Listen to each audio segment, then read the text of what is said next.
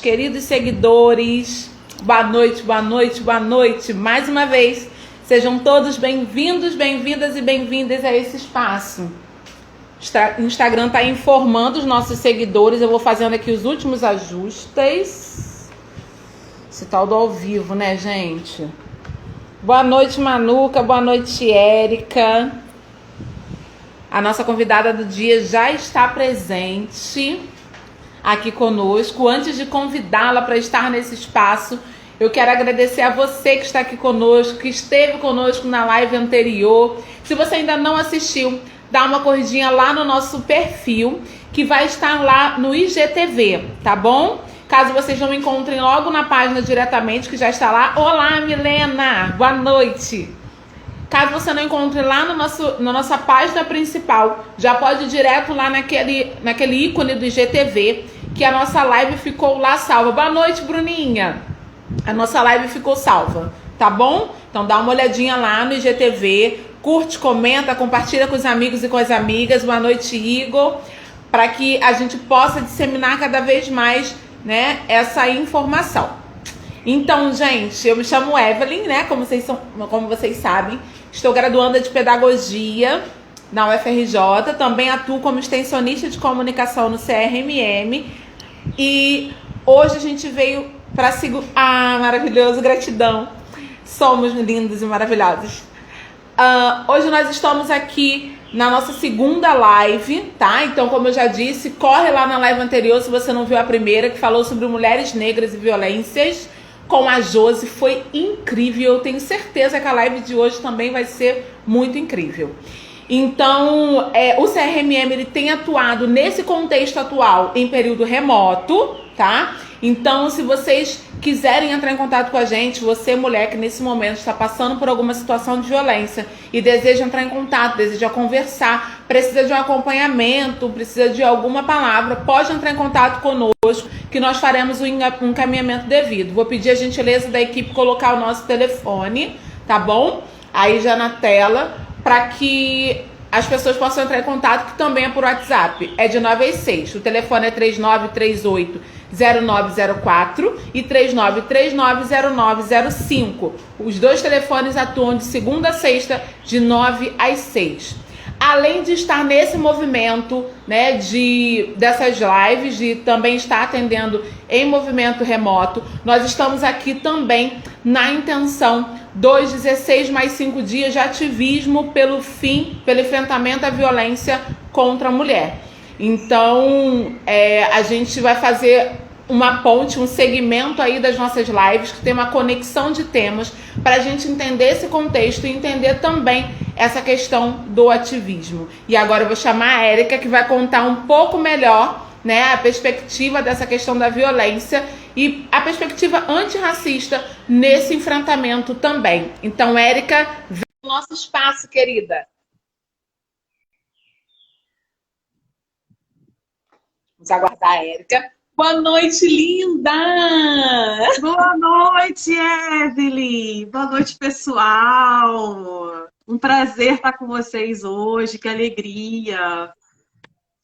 É satisfação nossa de te receber, Flor. É sempre uma satisfação te receber. Adorei os apetrechos do cabelo. Adorei! Muito obrigada! A gente tem que ficar com tempo, né? Para essas lives maravilhosas! Né? É um momento... É o nosso momento, né, Érica? Porque assim, a gente não tá saindo, momento. Então... Exatamente. Você tá me ouvindo bem? Tô sim. Ótimo. Muito bem, tô te vendo bem, tô te ouvindo bem. Pessoal, vão dando também um feedback. Caso vocês não estejam nos ouvindo bem, nos vendo bem, vai nos dando um feedback aí, tá? Pra gente poder consertar e atender da melhor forma possível. Porque aqui em casa é assim, né? Choveu, a internet já dá um probleminha. E eu tô sentindo aqui que vai cair uma chuvinha. Aí, se por um acaso cair, é por conta disso. Entendi. Então vamos começar, porque vai dar tempo, né? Aquele que rege esta chuva irá nos ajudar para que a gente possa desenvolver bem a nossa live. Tá bom? Então, gente, boa noite. São todos bem-vindos e bem-vindas. A você que está aqui. Já peço para você clica no coraçãozinho para o algoritmo entender que essa live é importantíssima. E uma outra coisa muito importante também. Clica naquele aviãozinho, compartilha com aquela sua amiga que está lá em casa sem fazer nada. Chama ela para essa live, que eu tenho certeza que ela vai ter o melhor tempo da vida. Porque, gente, Érica é vida. Só quero dizer isso para vocês. Eu tive um pequeno momento com ela, 2 pequenos momentos. Olha, vida, gente. Então, por favor, compartilhe essa live e clica bastante no coraçãozinho para que o algoritmo possa informar mais pessoas de que nós estamos online, tá bom? Então, Érica, seja bem-vinda. Vamos começar, então, a nossa live. E a palavra é sua, se apresenta pra gente. Fala quem você é aqui pra gente do CRMM. Gente, então, mais uma vez, boa noite. Muito obrigada pelo convite. É sempre um prazer estar com vocês. Estou com muita saudade, Igor. A Bruna também deu boa noite aí, Bruna. Boa noite. Thaisa, minha amiga, também está por aí. Boa noite. Enfim, gente, como a Evelyn falou, me chamo Érica, né? Eu sou assistente social da UFRJ. Trabalho no Centro de Referência de Mulheres da Maré, Carminha Rosa. Então, até o ano passado, eu estava na coordenação, né, do centro e agora estou licenciada por conta do doutorado. Eu faço doutorado na Fiocruz, no IFF, Instituto Fernando Figueira. Estou lá fazendo doutorado de saúde coletiva, né? Sou mestre em serviço social pelo UFRJ também, enfim. E trabalho, né, no CRMM já há 11 anos. Né? Há 11 anos estamos lá na Maré, atuando junto às mulheres em situação de violência. Acho que é basicamente isso. Ai, congelou. Ai, congelou. Voltou, Érica, tá me ouvindo? Tô te ouvindo. Ai, voltou. Agora sim. Gente, eu falei pra vocês, eu não falei? Que ela era incrível. A pessoa chega assim na maior humildade, né? Aquele sorriso. Oi, gente. Oi. Mas tá vendo? Maravilhosa. É sobre isso que eu falo, né? Uma mulher negra, potente, é desse movimento. Incrível. Obrigada. Estamos aqui, então, com Érica. E, Érica, então, olha só, gente. Antes de eu começar aqui nesse movimento com a Érica e conosco, né? Vocês podem colocar aí as perguntas de vocês nos comentários, que nós vamos articular aqui no momento que a Érica estiver também respondendo ao roteiro que a gente traz. Outra coisa, hoje nós temos aí o tema aqui em cima, políticas públicas e violências de gênero. Então, o tema ficou aí em cima. Então, para quem vai chegando, para quem for ver, não depois já ficar diretamente na live, mas para quem for chegando já, o pessoal que estiver aí pode indicar que o tema já está marcado aqui em cima, tá? Então, vamos começar a nossa rodada de perguntas e vocês podem também comentar, podem perguntar, que a gente vai se articulando no decorrer da conversa, tá, gente? Então, vamos lá. Érica, e aí, pensando aqui em políticas públicas, pensando em violência de gênero, que foi esse tema que a gente foi conversando e costurando para trazer você para conversar conosco, pensando em tudo isso, qual é o seu envolvimento com este tema, Érica? Então, o meu primeiro contato com o tema da violência contra as mulheres foi na graduação, de um projeto de pesquisa coordenado pela professora Lília Pugi, que vocês devem conhecer bem, né, que é supervisora da equipe do CRMM. Então, naquele momento, eu comecei a me aproximar desse tema, né, mas ainda não tinha tido contato com nenhuma mulher, porque a pesquisa era sobre os profissionais que atuavam no enfrentamento à violência, né, e nos serviços de saúde. E aí, quando eu fui para o campo de estágio, eu estagiei numa maternidade aqui do Rio de Janeiro, da cidade do Rio. E nessa maternidade, eu tive meu primeiro encontro com uma mulher em situação de violência. Lembro dela até hoje, do rosto, das feições dela, a maneira como ela chegou no serviço social, né, grávida de 8 meses. Era uma jovem de 24 anos que veio de Minas Gerais com o companheiro, veio fugida de Minas Gerais para viver com essa pessoa. Ela vivia em cárcere privado, sofria vários tipos de violência. E esse foi o meu primeiro encontro mesmo com uma mulher, né? E a partir desse encontro, outros encontros vieram, não só no campo de estágio, mas também em alguns lugares onde eu trabalhei antes, né, do CRMM. Então, eu trabalhei na assistência, trabalhei também na área da saúde um tempo. E a violência sempre presente, né? No atendimento ou em outro, né? De vez em quando a gente encontrava essas mulheres. Mas foi no CRMM que esses encontros se tornaram mais intensos, né? Por motivos óbvios, porque o CRMM ele é um serviço especializado nesse tipo de atendimento, né? Então, os encontros que eram, às vezes, esporádicos, digamos assim, se tornaram praticamente diários. Né? Durante esses 11 anos, né, nós temos atendido aí, quase que diariamente, mulheres em situação de violência. Então, no CRMM, esse meu encontro com a violência ele se torna mais intenso, mais potente, não só em relação à violência contra as mulheres, mas também os atravessamentos que o bairro Maré, né, tem em relação à segurança pública, né, em relação à precarização das políticas públicas, como saúde e educação, que também não deixam de ser, né, uma violência contra essas mulheres, né? Entendi. Então, a Érica é bem imersa no tema, né? Ela foi forjada aí nesse tema da violência. Vou colocar o código. Olha, se eu for contar os anos, deve ter o quê? Uns 20 anos nessa história. Caramba, Érica. Desde a graduação, né? É muito tempo, enfim, estudando, falando sobre. Eu fiquei pensando sobre isso quando eu estava preparando aqui a live, né? Eu falei, gente, eu me encontrei lá com 20 e poucos anos, né? Com o tema da violência, ou um pouco menos do que isso, né? Já estou com quase 40. Enfim. Olha essa pele, gente. Como dizem por aí, olha essa cutis, gente. Tá? Arrasou. Olha só. Gente, então, a gente está vendo aí a Érica mergulhada. No entanto, ela é a coordenadora do CRMM, né, do Centro de Referência de Mulheres de Amaré. E a gente percebe que como a gente vai se envolvendo e o tema também vai chegando, né, Érica? Porque do jeito que você vai modelando a sua fala, você, ao decorrer, ele vai chegando até você, né? Como se fosse uma questão assim, a vida direcionando nesse sentido. Não estou dizendo, só espiritualidade, nada disso. Estou dizendo mesmo a direção que a vida vai nos colocando, né? Conforme a gente está na graduação. E às vezes a gente pensa assim, estou perdido. Quando, na verdade, o tema está ali, perto de você, sabe? Então, a Érica foi forjada aí nesse tema das violências. E pensando, Érica, nesse... Fala. Não, e o tema da violência e a violência contra a mulher, ela está presente em todos os espaços. É impressionante. Eu acho que, né, quando você é assistente social, professora, ou você... Enfim, se você tiver um olhar, né, apurado, assim, né, ou se você for uma boa observadora, digamos, né, você vai perceber que ela está presente no nosso cotidiano de uma maneira muito, assim, real, intensa, né? Os vários tipos de violência, não só a violência física, mas os outros tipos também, né? Érica, você falando isso, eu fiquei pensando, né? Às vezes tinham coisas que eu nem imaginava que era violência contra a mulher.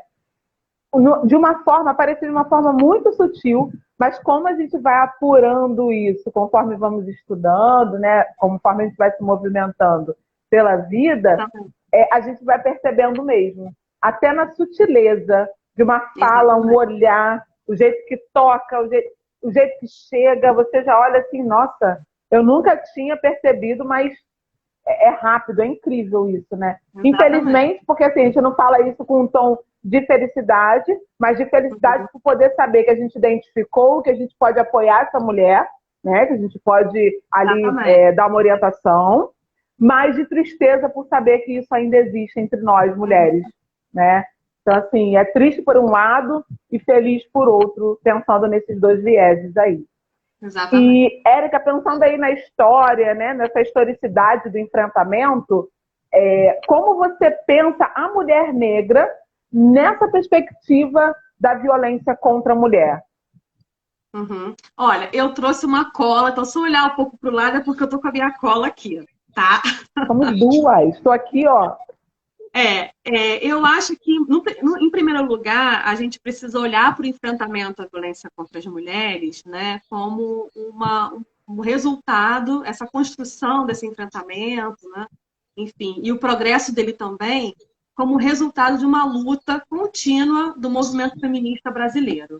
Né? Esse movimento que apontou a necessidade da criação de leis, de organismos, né, que combatesse a discriminação de gênero, que combatesse, né, que promovesse, na verdade, a igualdade, né, de gênero. Então, você tem aí a criação de vários organismos, primeiro o Conselho da Condição Feminina, mais recentemente a Secretaria de Políticas para as Mulheres, os organismos de política para as mulheres dos estados, municípios, enfim.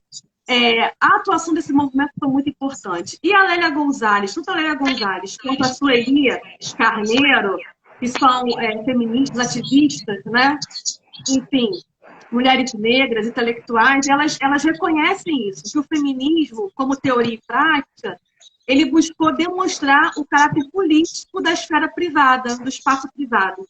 E isso desencadeou um debate político sobre diversas questões, inclusive a violência contra as mulheres, né? E aí a Sueli vai falar, né, a Sueli Carneiro, que essa violência doméstica, que era tida como algo da esfera privada, da dimensão privada, ela vai se tornar pública, né? E vai ser objeto de várias leis, né, de leis, na verdade, a Lei Maria da Penha, que é a mais conhecida, mas enfim, a Lei do Feminicídio, e outras leis também sobre a violência sexual, enfim, que vão dar essa dimensão pública para esse fenômeno. E também ela aponta a criação de políticas específicas, né? Então, eu quero falar um pouquinho da política nacional de enfrentamento à violência contra as mulheres, também que é produto, que é resultado dessa luta, também produto da Lei Maria da Penha, que prevê a criação dessa política. Ela vai organizar, né, todo o enfrentamento, vai dar o direcionamento, né, desse enfrentamento. Um grande avanço é justamente essa noção de enfrentamento que é ampliada com essa política, né? Enfim, um enfrentamento que antes era visto como um problema um problema da segurança pública ou da assistência, agora diz que a violência contra as mulheres ela é de responsabilidade de todos os setores das políticas públicas, da educação, da saúde, da assistência, da habitação, enfim. Então, essa política ela uniformiza, organiza esse enfrentamento e amplia essa visão também de enfrentamento. Porém, né, a gente percebe pelos dados, né, dados recentes, inclusive do ano passado, que as mulheres negras continuam sendo as maiores vítimas da violência doméstica e familiar, né? Então, por exemplo, o Anuário da Segurança Pública do ano passado diz para a gente que 73% das vítimas de feminicídio, né, foram as mulheres negras, né? Ou seja, muito mais da metade. Né? E em cada 10 estupros, né, 8 eram contra mulheres e meninas, e desse número, a maioria, 50%, né, 0,9%, eram mulheres e meninas negras. Né? No caso do Rio de Janeiro, as mulheres negras elas são as maiores vítimas dos crimes contra a vida, que é o feminicídio, o homicídio, né? E também da violência sexual. Então, quer dizer, apesar, né, da Lei Maria da Penha, apesar dos avanços de termos de políticas públicas, né? Nós temos uma política de enfrentamento e tudo mais, as mulheres negras continuam sendo assassinadas, né? Sem proteção do Estado, sem proteção desse movimento feminista tradicional, né?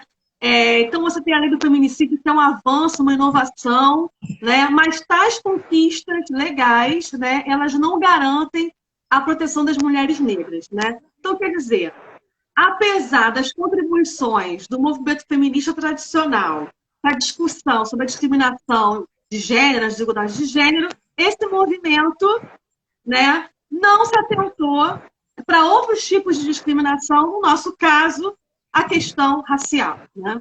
Eu diria que recentemente esse movimento tem se atentado para a questão racial. Né? E por que isso acontece? Por que esse movimento, né, ele não discute a questão do racismo, né? Ele não inclui na sua pauta a questão racial. E a Lélia Gonzalez e a Sueli, novamente, elas vão nos dar algumas pistas elas nos ajudam a entender um pouco essa questão.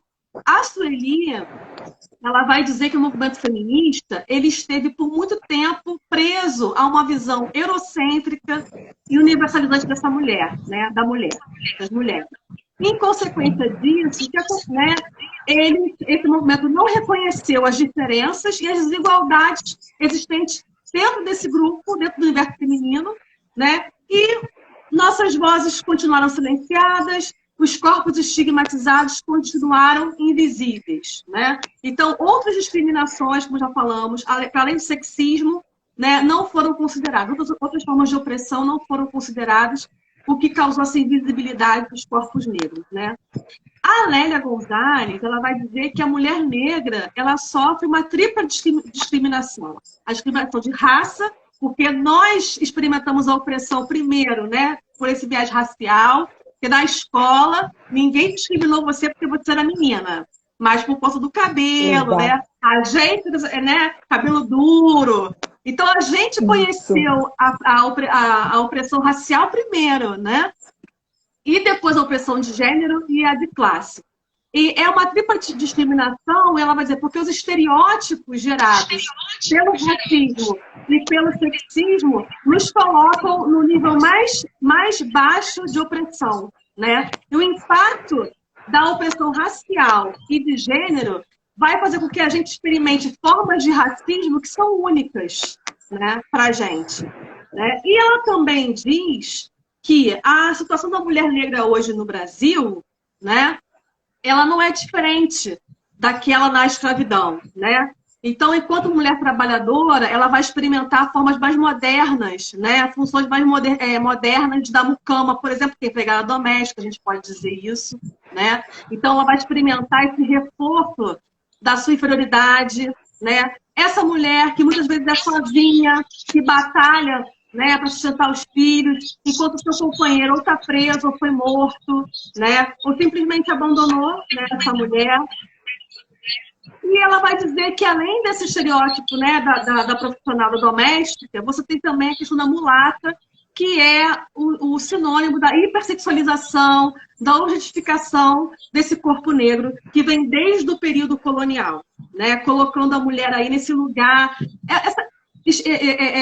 reforçando essa curiosidade, né, em relação às mulheres negras, em relação à sua sexualidade, né, e como é que elas exercem a sexualidade, essa coisa da mulher quente, né, essa coisa da mulher negra que é quente na cama. A gente você deve ter ouvido isso, né, de pessoas, eu tenho curiosidade de ficar, né, para ver como é que é, né. Então, e além desse viés universalizante, né, que o feminismo brasileiro tem, que omite a centralidade da raça nas hierarquias de gênero, a Lélia vai destacar uma outra questão, é que esse movimento ele se distanciou da realidade vivida por essas mulheres negras quando nega, né, toda uma história de resistência e de lutas, né, que essa mulher protagonizou ao longo da história.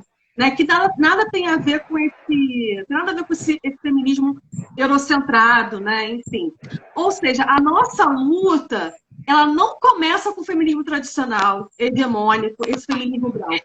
Nós não estamos a reboque desse movimento, né? Nós somos herdeiras de quilombolas como Dandara, Luísa Maim, e principalmente de mulheres anônimas que lutaram pela liberdade, pelo resgate da nossa humanidade que nos foi negada pela escravização, né? Então, o feminismo negro, né, ou o movimento de mulheres negras, ele não é uma versão, né, do que já existe, não é alguma coisa exótica, mas é algo que vem das experiências vividas pelas mulheres negras. Ele surge dessa realidade das vidas precárias dessas mulheres.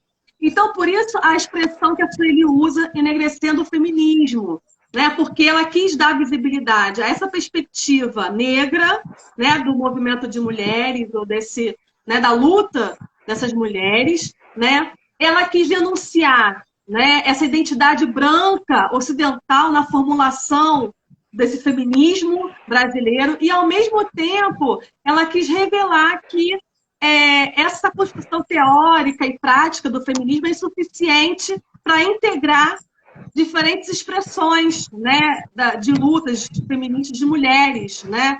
Enfim, como as mulheres negras, as mulheres indígenas.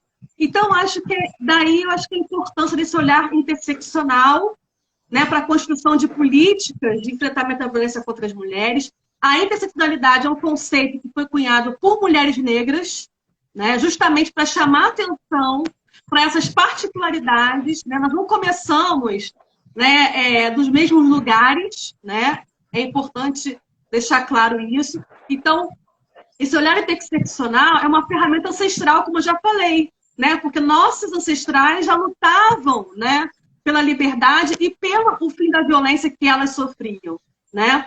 Então, e esse conceito também, eu concordo com uma autora do serviço social, que ela vai falar que esse conceito é uma crítica a essa divisão na sociedade, né, desse mundo dividido entre homens e mulheres, homens poderosos e mulheres subordinadas, né? Por que acontece? Essa pureza sexual que é imposta à mulher branca, né, se contrapõe, como eu falei, com a hipersexualização dessa mulher, com a objetificação da mulher negra. Essa coisa da rainha do lar. Nós nunca experimentamos essa coisa de nós termos a rainha do lar, né? Pelo contrário, a questão da maternidade, essa maternidade protegida, né, cuidadosa das mulheres brancas, nós não experimentamos. Por que isso? Nossos filhos foram arrancados de nós, né, seja por conta da escravização, por conta da violência, né? Então a gente não tem essa coisa do cuidado, né, dessa maternidade vigiada, porque ela nos é negada muitas vezes essa maternidade.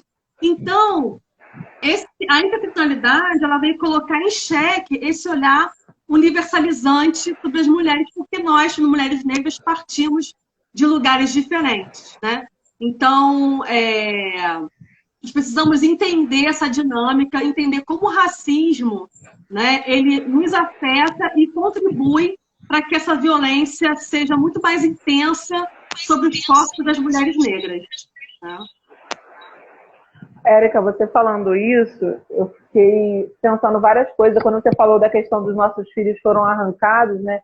Por mais que eu não tenha filho, a gente sente que é o nosso povo, né? A nossa gente. É muito ancestral. E aí eu fiz uma fala sobre o feminismo negro a partir da Lélia e da Sueli, né? E aí, é claro, minha inspiração foi você, né? Que me deu uma formação sobre isso.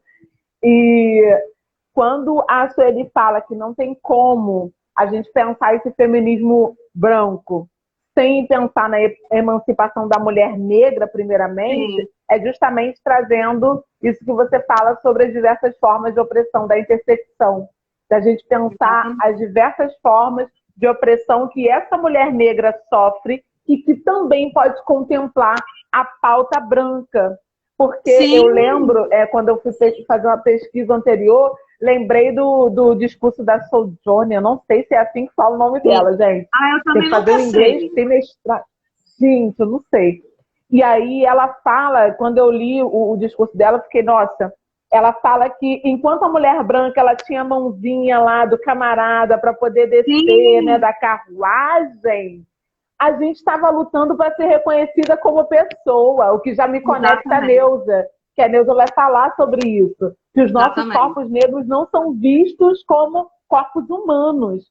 Então, quando você vai falando isso, nossa, é pensar que não tem como a gente travar uma luta, pensando aí no enfrentamento à violência contra a mulher, sem pensar nesse corpo da mulher negra nesse contexto. Não tem como a gente fazer esse movimento, sabe? Se a gente não pensar também a partir das nossas. E aí, isso não significa a gente estar segregando. Pelo contrário, a gente já foi segregada há muito tempo. Ainda ainda hoje, né? Mas não é essa a perspectiva. É pensar que é como o Igor trouxe aqui. Se a gente não tem um feminismo racializado, a gente tem um feminismo racista. E se a gente tem um feminismo racista, a gente precisa traçar perspectivas antirracistas. E traçar perspectivas antirracistas é pensar a mulher negra. Então não tem como, sabe? Então isso que você traz, Érica, é uma profundidade que eu fiquei aqui, nossa, eu fiquei te ouvindo e meu coração, toda vez que eu ouço algo a respeito, meu coração, ele, né, se entristece e se alegra porque a gente está caminhando de alguma forma, mas se entristece por pensar, né, nesse movimento. E aí, mais pra Érica, a gente frente- sabe que tiveram... Tá. Mais para frente, eu vou fazer uma provocação que tem a ver com isso que você falou, sobre essa questão, que o Igor falou também, sobre essa questão desse movimento feminista não racializado. A Bell Hooks faz uma provocação muito interessante que eu trouxe para vocês aqui, né, mais no final, que vai falar um pouco sobre isso, né? Um feminismo que, na verdade, ele reforça a supremacia branca. Mas, daqui a pouquinho. Gente, olha só, então a Érica já te convidou. Você aí está assistindo nesta hora. Olha, eu Érica fazendo já te propaganda convidou. aqui agora. Depois, olha, gente.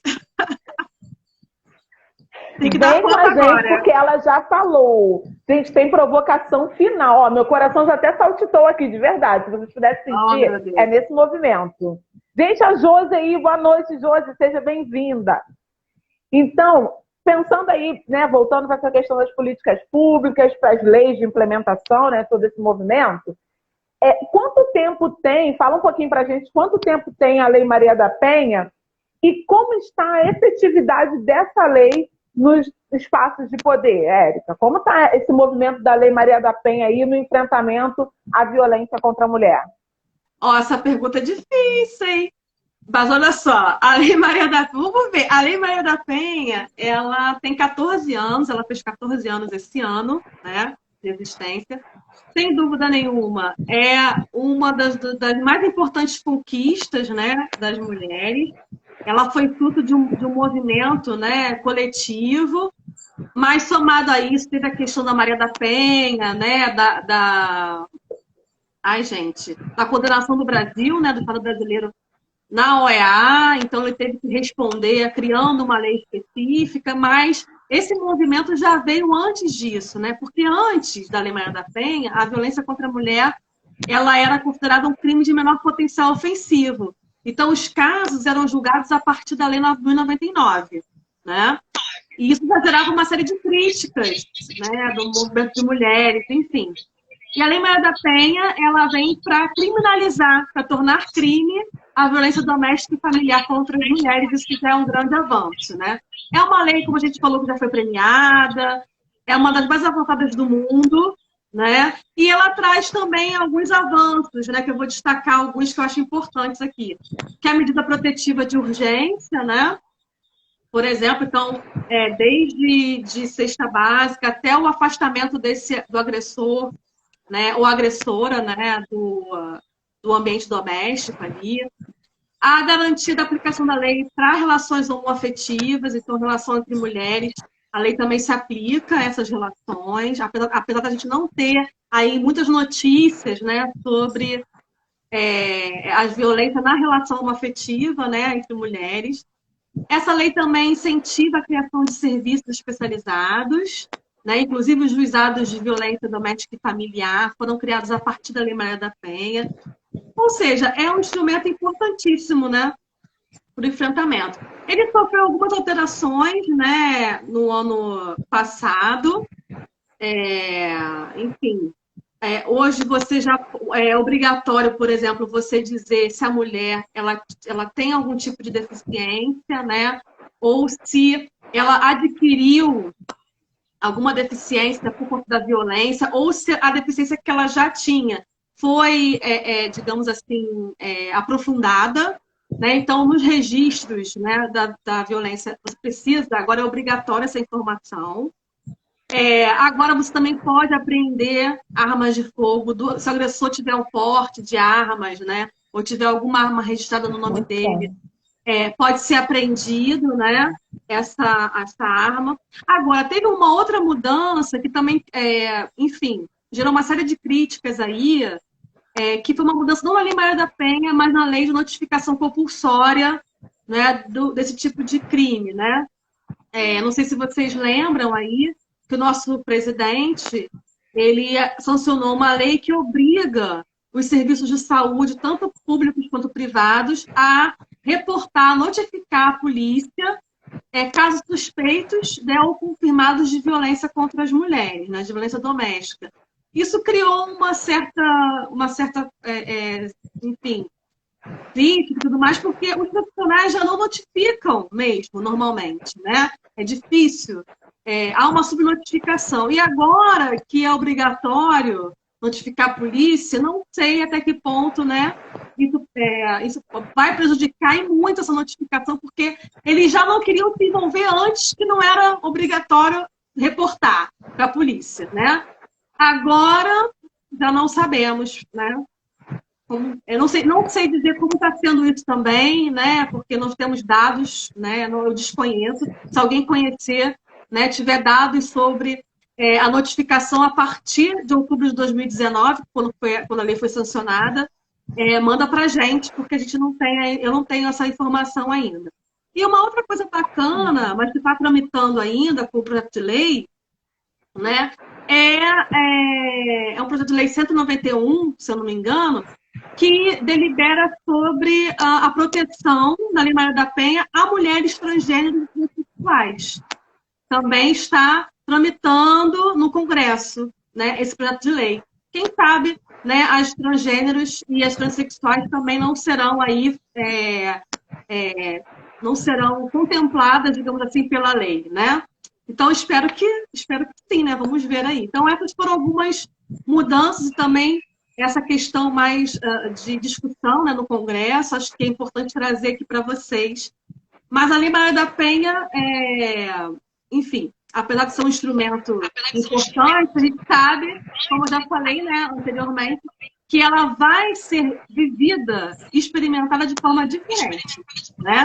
Eu lembro que lá na Maré, as mulheres, né, falavam para a gente que a Lei Maria da Penha não era para elas, né? Porque alguns mecanismos da lei realmente não chegam, né? Porque elas moram, como a polícia costuma dizer, numa área conflagrada.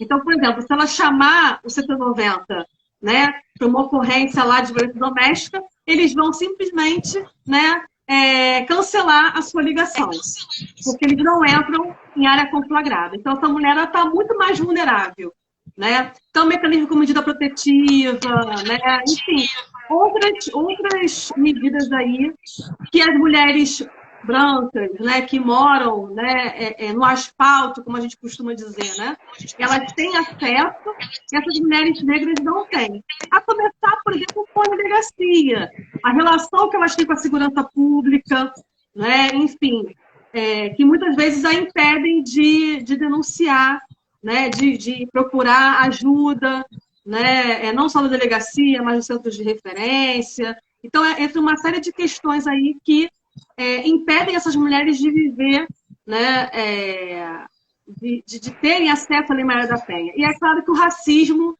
está presente aí. É ele que norteia, né, esses movimentos, né, da mulher negra, né, na busca por ajuda, né, quando ela sofre algum tipo de violência. Mais um motivo, então, para a gente poder pensar nessa perspectiva antirracista, né, Érica? Porque aí as pessoas dizem assim, mas tudo vocês veem racismo, tudo. Gente, mas olha aí, as nossas mulheres negras são as que mais morrem. Se vocês forem procurar dados, né, se a gente for colocar aqui os dados no nosso olhar, a gente vai perceber que quem está morrendo são as nossas. E se a gente não entra para poder conversar, discutir, debater, levar essas demandas até mesmo para um espaço público que gere políticas públicas para as nossas mulheres, a gente vai continuar morrendo. Eu fiz uma pesquisa, não sei se foi essa que você falou do Anuário de Segurança Pública, tinha alguma coisa relacionada à segurança pública de 2019, e de 66.041 mulheres assassinadas por violência sexual, por violência sexual, né, que a violência culminou no assassinato, acho que é isso, né? Acho que é isso. Mais de 50% dessas mulheres eram negras. Então, imagina se a gente não pensar nessa perspectiva antirracista. Né? No dia 25, a gente falou aí sobre o Dia Nacional de Luta, né, ao enfrentamento contra a violência contra a mulher negra. Então, para que existe esse dia? Então, tudo isso é para a gente poder, todos esses mecanismos. Por que a gente está pensando isso? Gente, a gente não tira da nossa cabeça. São os dados que nos mostram, nós interpretamos esses dados e precisamos pensar e demandar políticas para que os nossos governantes possam versar sobre isso. Você falou sobre essa questão da saúde notificada. Tem uma amiga que é enfermeira, ela entrou em contato comigo esse ano porque um camarada, né, o agressor, ele estava no hospital, assim, cometendo violência contra a mulher dentro do hospital, pegou e jogou as crianças para a mãe, começou a agredir verbalmente aquela mulher, e ela falou: Evelyn, eu não sei o que fazer. Aí eu para ela: não, você sabe, notifica. Entre em contato com a polícia, não tem polícia aí no hospital? Aí ela: mas Evelyn, se eu entrar, ele é muito agressivo. Então, assim, a pessoa também fica no não querer se envolver, igual você falou, sabe, Érica? Eu não quero me envolver. A pessoa quer fazer, mas fica: poxa, ele é agressivo. Então, assim, tudo isso é importante a gente pensar. É por isso, gente, que a gente está aqui pensando e debatendo, falando sobre isso. Infelizmente, aqui, né? Infelizmente, a gente precisa continuar falando até que as políticas públicas sejam efetivas para todas as mulheres.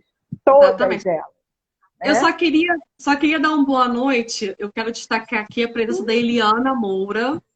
Eliana, saudade de você. Ela foi nossa coordenadora no Centro de Referência de Mulheres da Maré durante muitos anos, desde 2005, eu acho, né? Até 2013, se eu não me engano. E é muito bom ter você aqui com a gente, Eliana. Muito obrigada. Ai, seja bem-vinda, Eliana. Que satisfação conhecê-la. Oi, sou extensionista do CMM. Eu sou a Evelyn. Que bom te conhecer. Seja bem-vinda e fica com a gente mais um pouco. Então, aproveitando aí, né, maravilhosa, então, gente, ó, vai pro coraçãozinho, o algoritmo aumentar a nossa visibilidade e já compartilha, gente. Você que está chegando agora, boa noite, Elias, que bom que você está aí, boa noite quem está chegando, quem está entrando, e vai chamando mais gente para ficar conosco.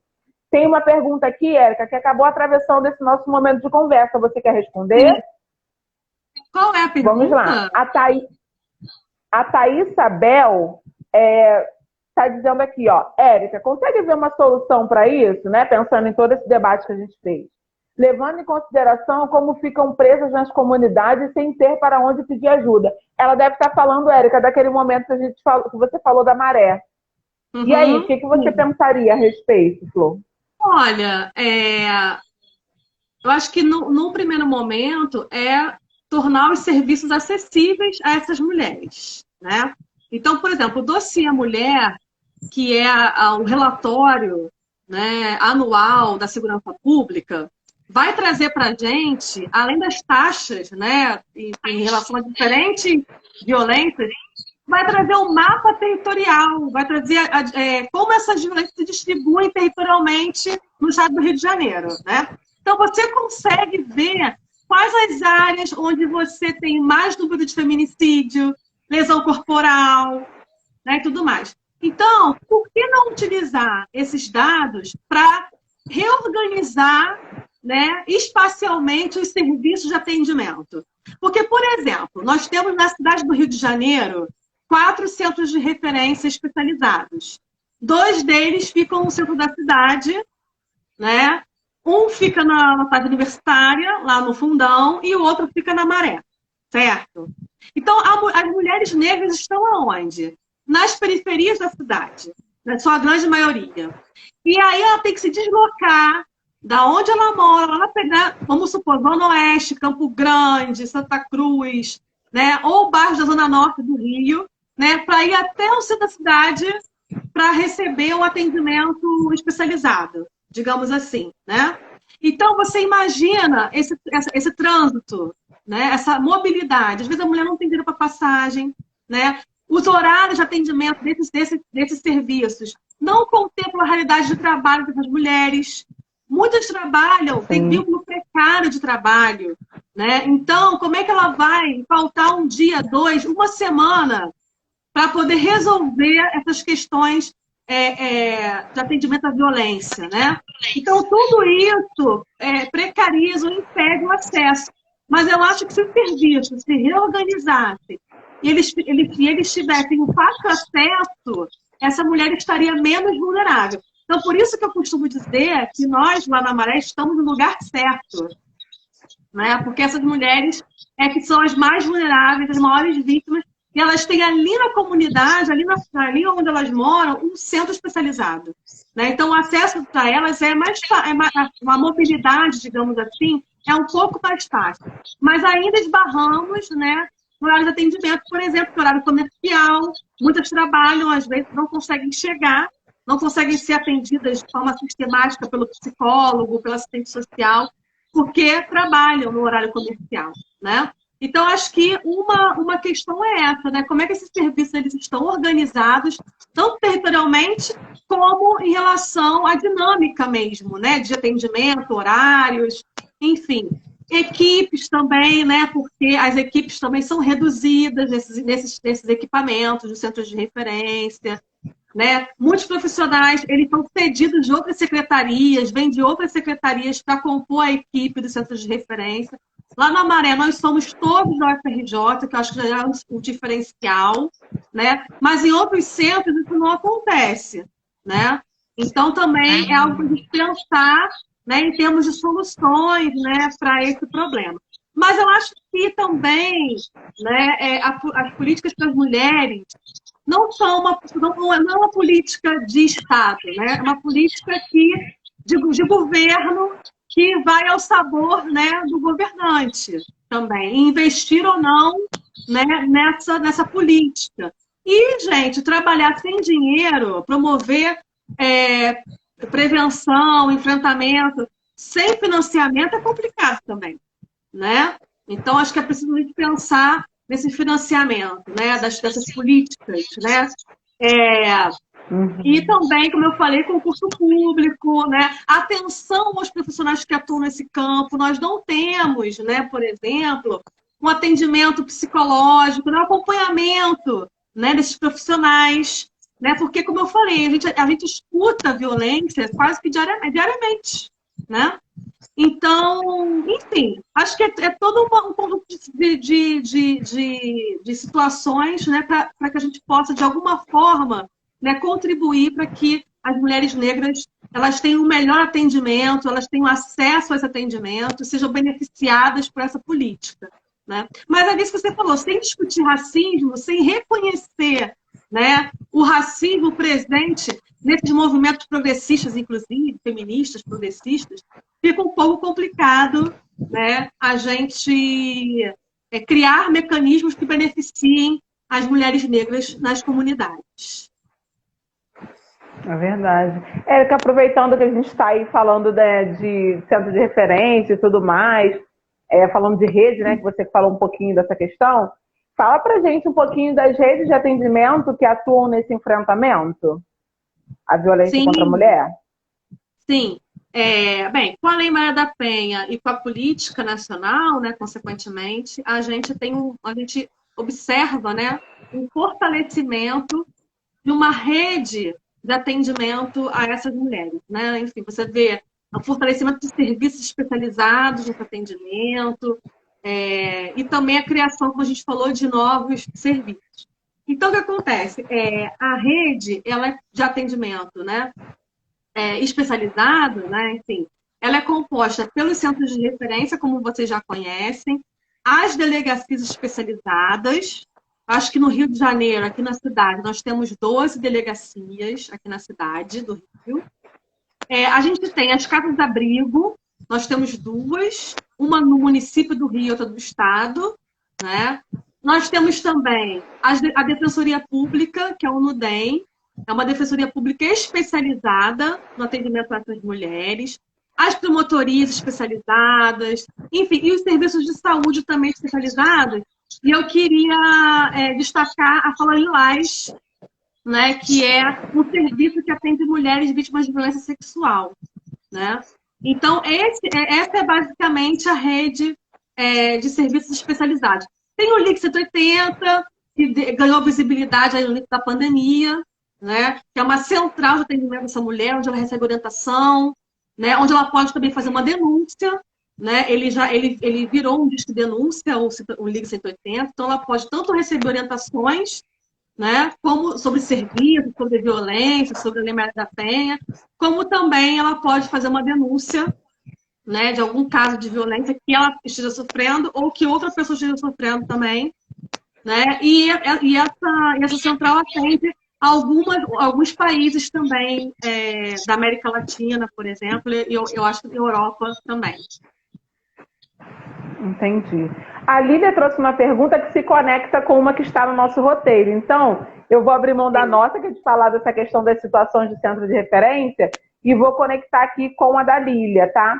A Lília vem perguntar assim, ó. Érica, você pode falar sobre o trabalho nos centros de referência e a tentativa de ruptura da situação de violência e a denúncia?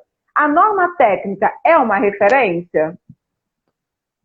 Ah, sim, com certeza. A norma técnica é uma referência para o nosso trabalho, apesar dela ser uma norma de 2006, né? Então ela está um pouco assim, digamos, ela precisa ser reformulada, atualizada, mas ela é o nosso norte. Ela que organiza o nosso atendimento nos centros de referência. Então esse atendimento está organizado, O primeiro, uma acolhida, o primeiro contato com essa mulher, quando a gente vai apresentar o serviço, vamos, enfim, né, falar o que a gente oferece, qual é o nosso objetivo ali, E depois desse primeiro acolhimento, desse contato, né, ela é encaminhada para um profissional, né? Onde ela vai ter uma escuta ativa em relação às suas demandas, né? Em relação à violência e outras questões que podem estar presentes nesse cenário. É um atendimento contínuo, então por isso. Rapidão, Érica, perdão. Alguém está te ligando? Olha! Isso é hora, telemarketing. A diferença do centro de referência para outros atendimentos, como a da delegacia, por exemplo, é que esse atendimento ele é contínuo, ele é sistemático, né? Então, a mulher ela tem um espaço ali de acolhimento, de construção de estratégias, de caminhos de superação. Porque a gente sabe que essa decisão de como ela vai agir, como vai romper, o que fazer, né, é uma construção. É uma construção. E o centro, ele contribui para essa construção de caminhos, porque muitas vezes ela não sabe o que fazer, né? A gente é bombardeada aí na mídia com a coisa do denuncie, ligue 180 e vá à polícia, mas essa mulher é que sabe a dinâmica da relação que ela está vivendo e às vezes a denúncia no primeiro momento para ela não é interessante, né? E aí ela fica sem saber o que fazer, não vai ter que denunciar, como se a denúncia fosse a solução de todos os problemas, né? Mas a gente sabe que não é. É uma possibilidade também para ela. Então, o centro de referência ele tem um papel fundamental para ajudá-la a pensar sobre a situação de violência que ela está sofrendo, né? A pensar no seu lugar no mundo enquanto sujeito da própria história, né? Pensar essas relações, né, de gênero, a questão racial, enfim, como é que isso atravessa, né, esse modo de violência. E a partir dessas reflexões, ela pode, então, criar mecanismos, né?